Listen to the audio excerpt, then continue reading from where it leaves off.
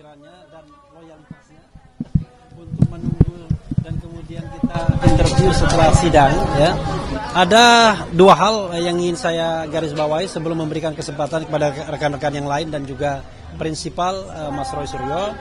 Pertama, ya, ada kesan yang kuat bagi termohon dan termasuk ahli untuk yang kuat bagi termohon dan termasuk ahli untuk mendinai putusan yang sudah mengabulkan permohonan bahwa yang namanya penangkapan, penahanan dan sebelumnya penggeledahan itu tidak sah. Dan jangan lupa, tidak sahnya itu tidak hanya didasarkan pada undang-undang, tetapi didasarkan pada tindakan penyidik. Pertama, dikatakan tidak ada alasan subjektif yang bisa terpenuhi. Berusaha melarikan diri, menghilangkan barang bukti, dipanggil 2 kali, mangkir dan lain sebagainya. Yang kedua adalah tindakan sewenang-wenang. Kalau kita ingat bahwa kontrak dalam tanda kutip penyidik dengan Mas Roy dan Dr. Tifa adalah mereka tidak ditahan, tapi mereka kemudian wajib lapor. Dan wajib lapor itu dipenuhi dengan patut, dengan layak dan kemudian dengan taat. Sehingga tidak ada alasan memang untuk menangkap. Dan itulah yang kemudian ditangkap oleh hakim pra-peradilan. Tetapi dalam sidang tuntutan ganti rugi yang seharusnya tinggal menentukan kira-kira besarannya, menurut kami berusaha didinai putusan-putusan tersebut untuk mengatakan bahwa walaupun sudah ada putusan yang mengatakan bahwa penangkapan, penahanan dan sebelumnya penggeledahan tidak sah, tapi tidak serta-merta kemudian berhak atas tuntutan ganti rugi. Ya. Padahal kami berpendapat ya pasti berhak. Karena sudah ada putusan pengadilan, kecuali kalau belum ada putusan pengadilan hak. Tetapi masalahnya adalah apakah kemudian hak tersebut dengan besaran berapa pengabulannya oleh hakim seperti apa, maka itu adalah kewenangan hakim sepenuhnya. Tetapi apa yang kami minta itu tidaklah kemudian di luar perhitungan yang di luar perhitungan rasional. Tidak irasional. Kami meminta tuntutan ganti rugi 106 juta rupiah untuk kerugian material, dan itu sesuai dengan plafon 100 juta, hanya lebih 6 juta saja. Dan tuntutan imaterial juga yang cuma 100 juta dalam tanda kutip, dan itu dikatakan oleh ahli tadi bahwa boleh penghitungan tuntutan imaterial. Apa yang kita katakan dengan imaterial itu jauh lebih luas, lebih punya nilai dibandingkan dengan apa yang dicontohkan oleh ahli tadi.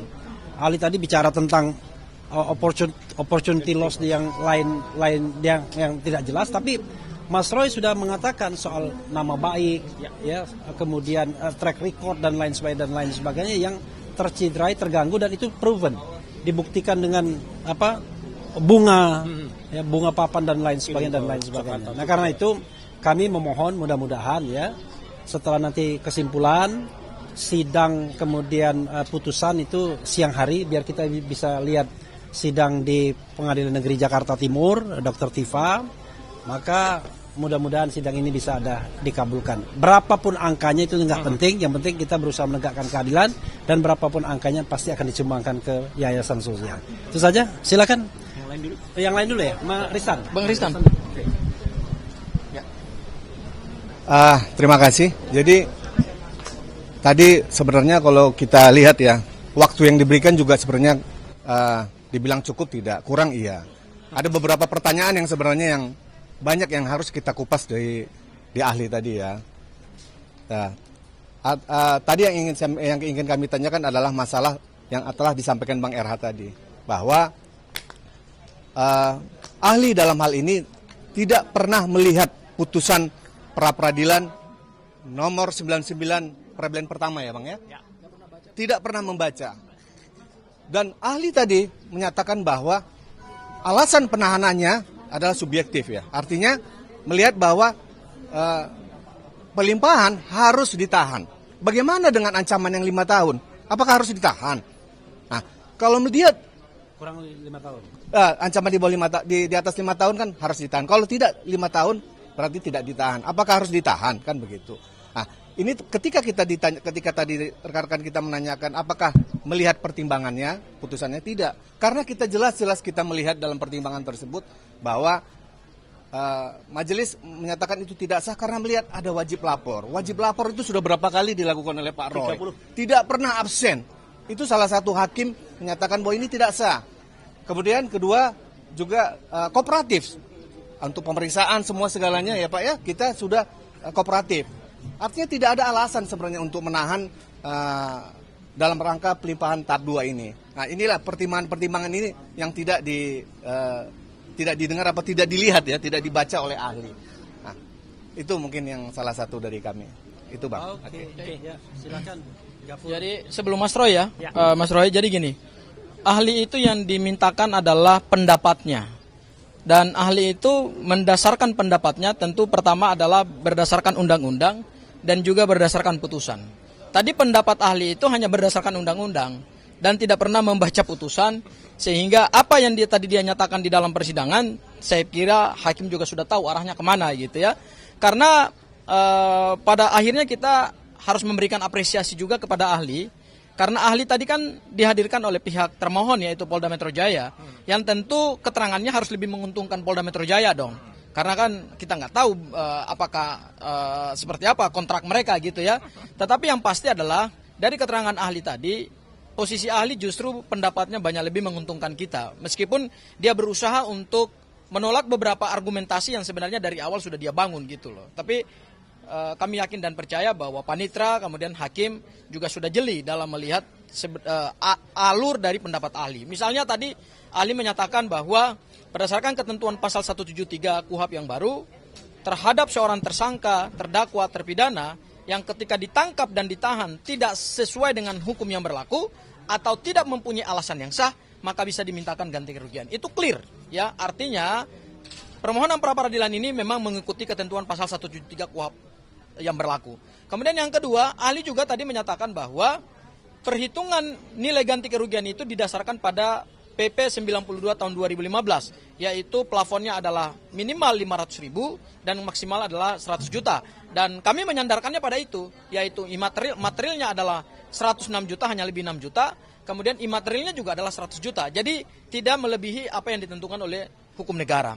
Kemudian juga yang ketiga, ahli juga tadi mengatakan bahwa selain material, pemohon juga bisa mengajukan yang imaterial. Jadi sebenarnya pendapat ahli tadi justru menggugurkan beberapa pertahanan daripada Polda Metro Jaya. Dalam hal ini adalah argumentasi hukum yang dibangun pada saat mereka menyampaikan jawaban, kemudian pada saat mereka menyampaikan duplik. Jadi kami melihat bahwa arah mata angin dari pembuktian hari ini sudah lebih menguntungkan ke kami.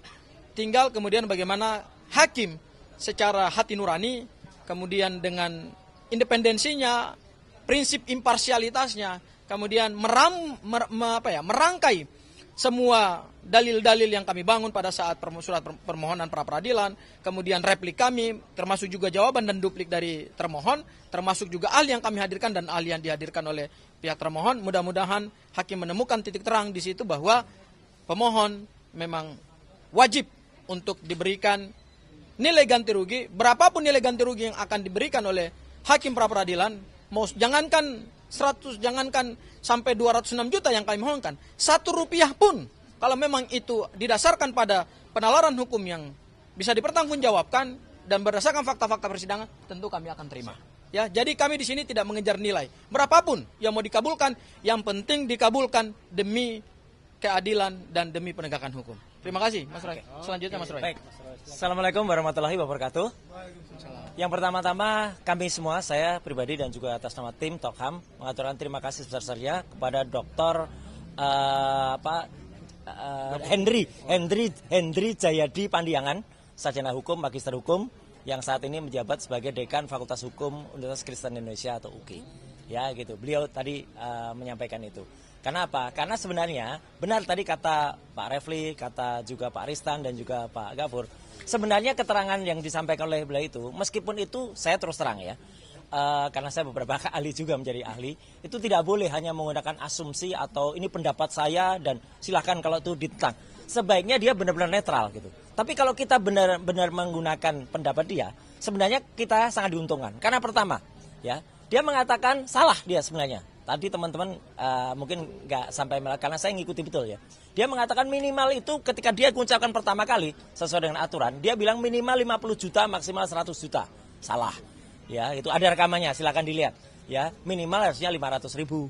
Ya, kalau minimal 50 juta berarti kita dapat minimalnya 50 juta kalau menurut ahli tadi. Ya, itu yang pertama, kesalahan yang pertama. Yang kedua adalah apa? Ya, kita semua tertawa. Tentu teman-teman juga, saya juga tadi sempat baca komen dari beberapa netizen, terima kasih ya. Yang mengatakan bahwa ketika ahli mengatakan tidak baca putusan pra-peradilan. Dan dia mengatakan karena saya nggak mau masuk ke pokok perkara. Loh, jauh banget. Pra-peradilan memang tidak menyidangkan pokok perkara. Pra-peradilan memang hanya menguji formalnya. Tapi bagaimana dia bisa menilai secara objektif kalau dia tidak baca putusan pra-peradilan yang pertama, nomor 99 itu. Apalagi ketika tadi ditanya, ditegaskan. Jadi yang menjadi pertimbangan adalah apa? Putusan pra-peradilan atau undang-undang yang ada. Nah, dia agak sedikit mencoba berkelindan di situ, tapi ya saya maklumilah dia mencoba berselancar di antara itu. Dan juga ketika kemudian dia berusaha, tampak betul berusaha tadi kata Bang Refli mendinai atau menolak lagi putusan pra-peradilan yang pertama. Padahal nggak boleh. Putusan pra-peradilan yang pertama itu sudah sah. Dan itu sudah inkrah ya, dan itu tidak bisa digugat lagi. Jadi harus, dan ini sebenarnya hari ini hanya menguji saja ya apa yang sah atau apa yang tidak dari permohonan kami. Dan sekali lagi terima kasih dari ahli ini. Yang paling penting adalah apa? Dia mengatakan bahwa imaterial itu boleh ya, imaterial itu boleh dimintakan atau boleh dimohonkan. Ya, hanya mungkin dia tadi menggunakan dasar yang kemudian dibacakan lagi oleh Mas Gafur Sangaji. Jadi sekali lagi tolong ya, ini pesan saya kepada semua ahli, kalau mau membicara soal undang-undang, baca dulu undang-undangnya. Ya gitu. Dia tadi juga nggak baca undang-undang tentang kerugian negara itu, nggak baca, baru dibacakan Mas Gafur, baru dia membaca. Jadi itu ya pendapat saya. Tapi sekali lagi saya ngaturkan terima kasih kepada Pak Dr. Hendri Jayadi Pandiangan, karena apa? Sekali lagi itu menguntungkan kami. Ya, itu menguntungkan kami untuk biar kami nantinya akan bisa melakukan simpulan yang besok akan kita bacakan jam 2. Bukan dibacakan, diserahkan. Tidak ada pembacaan. Jadi hanya diserahkan jam 2 siang. Dan insya Allah meskipun tadi hakim belum memastikan, tapi kita mohon hari Kamis itu putusannya juga siang. Supaya kita bisa dan yang penting lagi bukan hanya hari Kamis, apa? Hari Jumat lusanya. Silakan datang lagi untuk pra-peradilan yang keempat. Ya, kita sudah mendaftarkan pra-peradilan yang keempat dan jadwalnya adalah besok hari Jumat. Ya, kita tunggu jam 9 ya, jam 9 pagi. Jadi itulah pra-peradilan keempat. Tentang apa? Tentang pencekalan. Ya, gitu. Ya, pencekalan dan ada beberapa ya gitu, tapi yang penting tentang pencekalan. Jadi sekali lagi terima kasih kepada teman-teman semua, dan sekali lagi apa yang kita mohonkan itu adalah tentang kerugian ya, ganti kerugian soal uang ya gitu, tapi jangan dinilai uangnya karena kami tidak melihat apa itu uangnya, tapi uang itu didapatkan dari mana dan siapa pengguna uangnya. Jadi selama pengguna uangnya itu adalah clear, baik, dan kita akan salurkan kepada yang berhak, itu tidak perlu katakan dipertanyakan lagi ya, karena apalagi kalau uang itu digunakan secara tidak sah seperti ini. Nah, kalau ini orang menggunakan uang tidak sah kayak gini nih ya gitu, silahkan dibaca sendiri keterangannya. Jadi kita menggunakan itu putusan ini insya Allah akan kita manfaatkan untuk sahabat-sahabat, untuk teman-teman yang lebih memerlukan. Sampai jumpa besok mungkin singkat banget ya gitu, tapi silahkan jumpa lagi. Yang ramai adalah hari Kamis dan juga hari Jumat di tempat ini. Sekian, terima kasih. Wassalamualaikum warahmatullahi wabarakatuh. Waalaikumsalam warahmatullahi wabarakatuh. Ya. Cukup ya. Cukup ya. Cukup ya. Uang tidak jahat. Nah, uangnya nggak jahat. Tapi yang jahat adalah menggunakan uang itu, riwayatnya. Nah, itu yang jahat. Yang jahat itu mendapatkan uang dengan cara tidak halal. Nah, itu makanya kita halal. Ya. Oke, terima kasih ya. Iya.